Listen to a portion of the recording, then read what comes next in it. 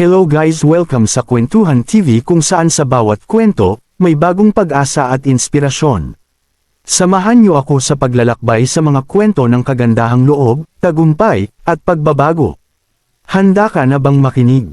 Pero bago yan, subscribe ka muna sa aking channel at i-hit ang notification bell para updated ka sa iba ko pang mga videos. Ang magkaibigang daga at leon. Sa malayong kagubatan ng lambak ng Maharlika, naninirahan ang iba't ibang hayop, kabilang na dito ang isang napakalaking leon na nagngangalang Haring Silangan.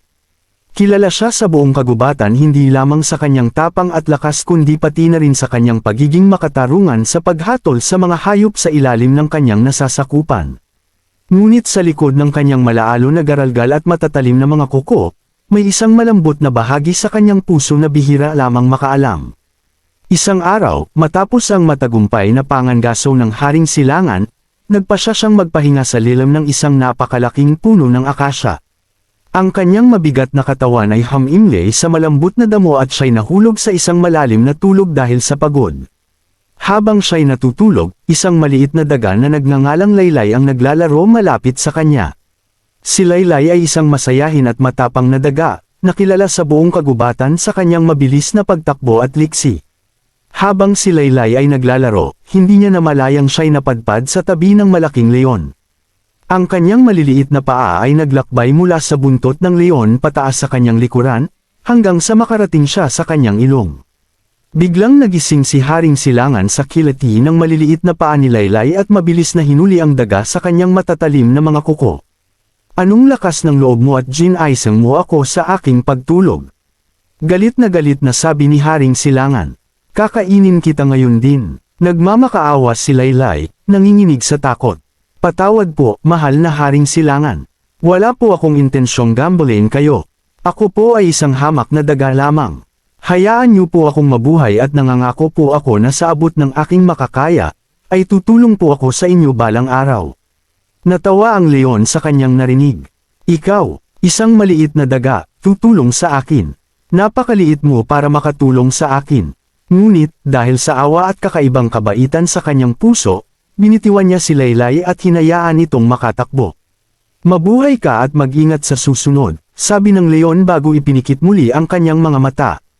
Lumipas ang mga araw, at ang buhay sa kagubatan ay nagpatuloy. Si Laylay ay nagpatuloy sa kanyang masayang pamumuhay, habang si Haring Silangan ay nanatiling hari ng kagubatan. Ngunit sa kabila ng kanilang iba't ibang mga gawain, hindi nawala sa isip ni Laylay ang kabutihang ginawa sa kanya ng leon.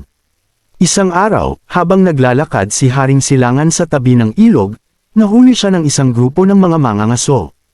Itinali siya ng mga ito gamit ang matibay na lambat na gawa sa mga matibay na hibla ng halaman at balat ng puno. Sinubukan ni Haring Silangan na makatakas, ngunit sadyang napakatibay ng lambat at hindi niya ito kayang sirain. Huminga siya ng malalim at nagsimulang umatungal ng malakas, umaasang may tutulong sa kanya. Ang kanyang malakas na mga ungol ay umalangaw-ngaw sa buong kagubatan. Narinig ni Laylay ang mga ungol at agad na tumakbo papunta sa pinanggagalingan ng mga ito. Tumakbo siya ng tumakbo, tinatawid ang mga damuhan at palumpong, hanggang sa makita niya ang kanyang kaibigang si Haring Silangan na nakagapos sa matibay na lambat. "Huwag kang mag-alala, mahal na Haring Silangan. Tutulungan kita," sabi ni Laylay na may tapang sa kanyang tinig. Sa kanyang maliliit ngunit matatalas na mga ngipin, sinimulan ng daga na nguyain ang mga lubad ng lambat. Hindi alintana ang kanyang maliit na sukat. Ginamit niya ang lahat ng kanyang lakas at tiyaga upang maputol ang bawat hibla ng lambat. Ang bawat kagat ay tanda ng kanyang pagsusumikap at katapatan sa kanyang pangako. Hindi nagtagal, naputol ang mga ito at nakalaya si Haring Silangan. Labis ang pasasalamat ni Haring Silangan kay Laylay. "Hindi ko inakalang matutulungan mo ako. Maraming salamat, maliit kong kaibigan. Mula ngayon, ikaw ay ituturing kong isa sa mga tunay kong kaibigan." Ngumiti si Laylay at sumagot, "Kahit maliit, may kakayahan ding makatulong sa mga malalaki. Lahat tayo ay may kahalagahan sa mundong ito. Ang pagkakaibigan ay hindi nasusukat sa laki o lakas kundi sa kabutihan ng puso." Mula noon, ang pagkakaibigan ni Laylay at Haring Silangan ay naging halimbawa sa buong kagubatan. Naging malapit sila sa isa't isa, palaging nagtutulungan sa kabila ng kanilang pagkakaiba. Si Laylay ay naging tagapayo ni Haring Silangan, nagbibigay ng payo mula sa kanyang pananaw bilang isang maliit na nilalang. Natutunan ng leon na ang karunungan ay hindi lamang nagmumula sa mga malalakas kundi pati na rin sa mga maliit na hayop na may malalaking puso. Nagpatuloy ang mga araw, buwan, at taon. Ang kagubatan ng lambak ng Maharlika ay nanatiling payapa at masagana dahil sa pamumuno ni Haring Silangan at ang matalinong payo ni Laylay. Ang mga hayop sa kagubatan ay natutunan ang halaga ng pagkakaibigan, pagtutulungan, at paggalang sa isa't isa, anuman ang kanilang laki o anyo. Isang araw, habang nag-uusap si Haring Silangan at Laylay sa ilalim ng puno ng akasya kung saan nagsimula ang kanilang pagkakaibigan, napaisip ang leon. Tunay ngang napakaganda ng ating pagkakaibigan, Laylay.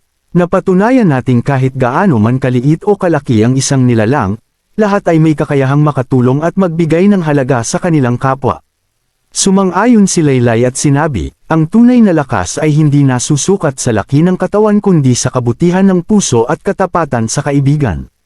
Sana'y manatili itong aral sa lahat ng hayop dito sa ating kagubatan. Sa kanilang mga salita, ang buong kagubatan ay napuno ng pag-asa at inspirasyon. Ang kwento ng magkaibigang daga at leon ay naging alamat na ipinapasa-pasa sa bawat henerasyon ng mga hayop. Ito'y nagpapaalala sa lahat na ang bawat isa, gaano man kaliit o kalaki, ay may mahalagang papel na ginagampanan sa komunidad. Huwag maliitin ang kakayahan ng iba, kahit gaano pa sila kaliit. Lahat tayo ay may kanya-kanyang halaga at kakayahan na makapagbigay ng tulong sa iba sa panahon ng pangangailangan.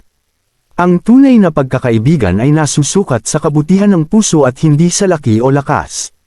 Yun lamang at maraming salamat po sa pakikinig hanggang sa muli.